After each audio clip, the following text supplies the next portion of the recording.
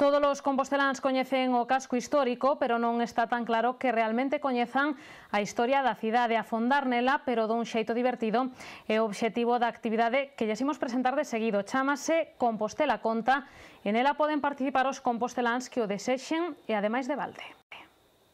Dar a coñecer os aspectos máis descoñecidos da historia de Santiago.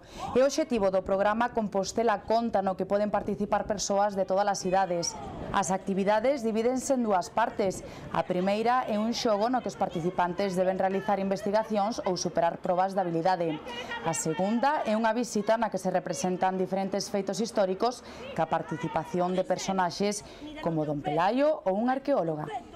Boas tardes, Pelayo. Boas tardes, Teodomiro.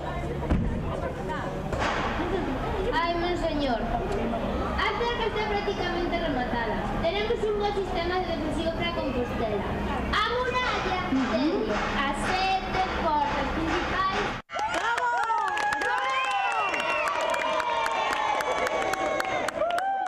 A concelleira de Casco Histórico achegouse hoxe ata a Praza de San Fiz, punto de inicio do percorrido. Alí salientou a gran acollida que está a ter esta proposta.